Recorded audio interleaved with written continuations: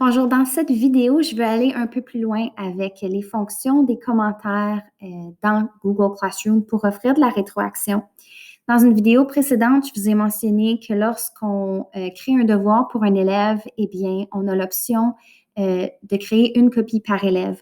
Ce qu'on voit à l'écran, c'est ce que j'ai fait avec un devoir avec une de mes classes. Donc, je suis capable de voir où est rendu l'élève dans son travail. Même avant qu'il ait terminé et qu'il me l'ait remis. Donc, ça, c'est une bonne fonction lorsqu'on veut pouvoir offrir de la rétroaction durant le processus, pas juste à la fin, de créer une copie par élève. Comme ça, on y a accès tout au long. Donc, je vais retourner dans ma salle de classe fictive ici. Donc, j'ai une élève. Tantôt, je vous ai montré comment faire un commentaire directement dans le document et qu'on a aussi accès à une archive de commentaires.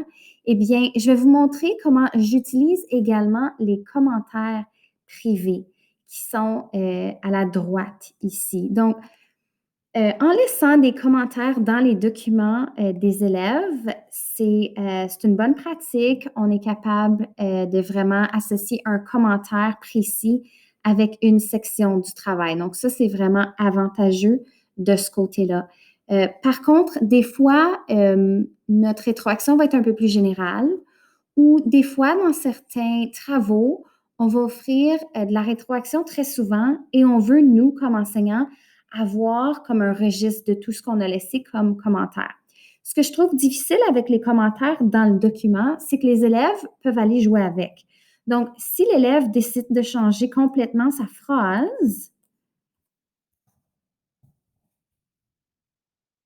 oh, excusez, là, j'étais en mode suggestion. Donc, si je suis en mode modification, si l'élève vient changer la phrase, on voit que mon commentaire qui était associé a complètement disparu.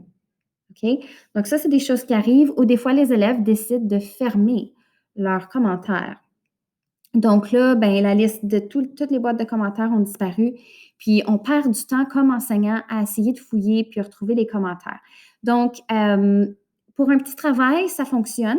Mais moi, des fois, je donne des grandes tâches d'écriture qui ont plusieurs pages parce que les élèves ont différentes étapes à suivre. Donc, je perds beaucoup de temps à retourner en haut du document pour voir les commentaires que j'avais laissés au début.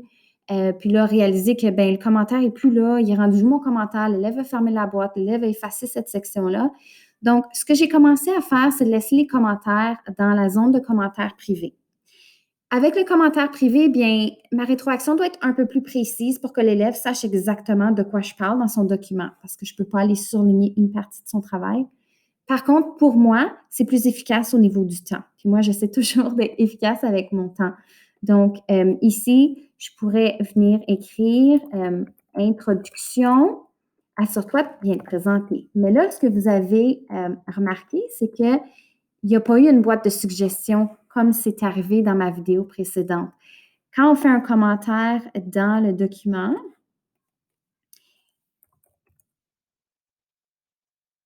nous propose les commentaires. Dans les commentaires privés, on n'a pas cette fonction-là, malheureusement. Par contre, on peut avoir accès quand même à notre archive des commentaires. Donc ici, je peux venir copier dans le presse-papier mon commentaire et revenir ici et coller le commentaire. Donc là, on peut voir que j'ai offert 2 fois des commentaires de la rétroaction. Je ne peux pas aller les effacer, ces commentaires-là. C'est un petit désavantage, mais ce qui est bien, c'est que l'élève non plus ne peut pas aller les effacer. Donc, moi, je suis capable d'aller voir la rétroaction que j'avais laissée à plusieurs reprises pour le même travail. Donc, c'est efficace de cette façon-là, surtout si vous avez un grand document. Vous ne perdez pas votre temps à essayer de retrouver vos boîtes de commentaires dans le document de l'élève. Donc, ça, c'est juste une autre façon de laisser de la rétroaction descriptive dans Google Classroom. Si jamais vous avez des questions, n'hésitez pas à m'écrire.